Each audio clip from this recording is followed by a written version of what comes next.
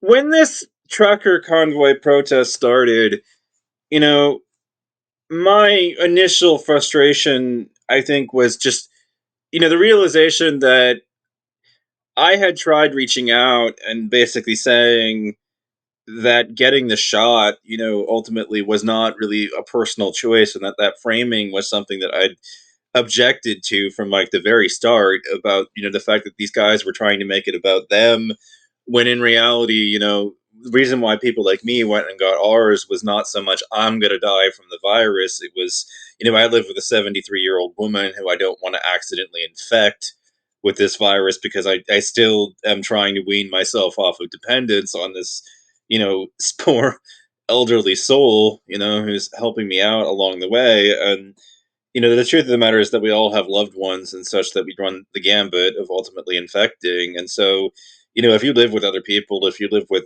or in close quarters with anybody else, then if you're not getting your shot, you're basically, putting them all at risk of you accidentally getting the virus and passing it on to them. It's not really ultimately reasonable to conclude that getting your vaccine or not getting your vaccine is a personal choice. And you people that find it so unreasonable to be concerned about what if your neighbor has gotten yours or not are actually incredibly unreasonable yourselves. And that's precisely why, because it's not a reasonable conclusion. The truth of the matter is that if you don't get your vaccine, we should all be concerned, because at the end of the day, what could ultimately happen is if you voluntarily act as a carrier for this particular virus, then it uses your body to do things like evolve and adapt resistances. And then since it ultimately adapts, eventually it becomes resistant to the vaccines that we ourselves took. You not getting yours is a risk to us. This has gotten to the point of just complete absurdity. These people are basically volunteering to be uh, vermin, plague spreading vermin, and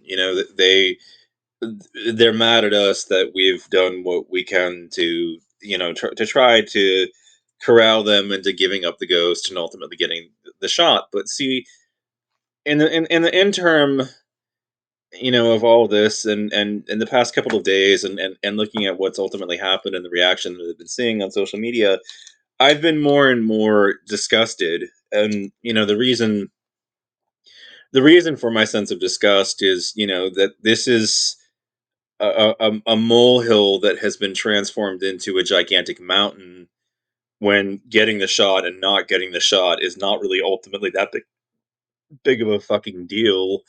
And people are making it out and blowing it up into something that's a much bigger thing than it really ultimately is.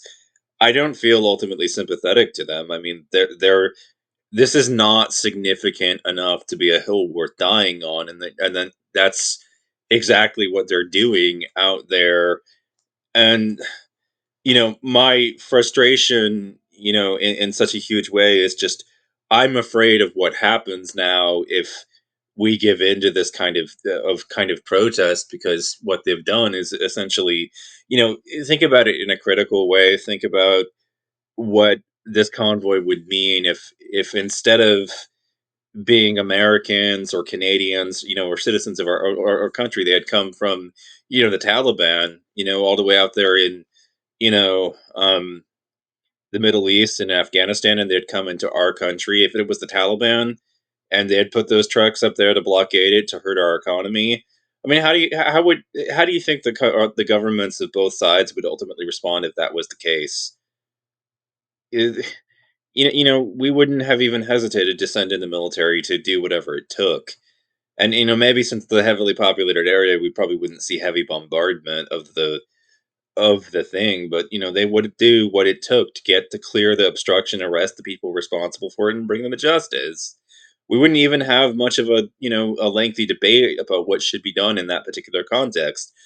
you know, the truth of the matter is too that for all of time and for many military occupations of society, blockades were the tactics that they've used to deal with, an enemy that they were combating.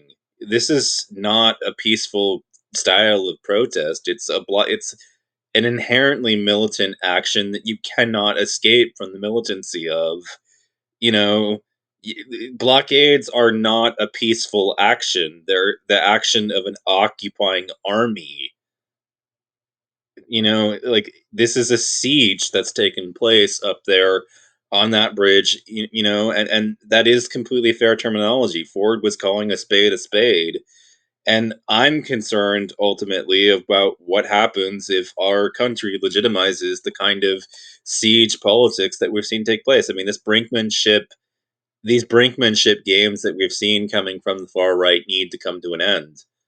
The far right cannot continue to engage in this kind of politics. This is morally unacceptable. It has no place in a civilized society, and they need to stop it. You don't get to use leverage in this kind of way. It's not fair. It's a fucking loaded game, and if we give into it, we legitimize it. So fuck you. Don't end the fucking mandates. This isn't up for negotiation.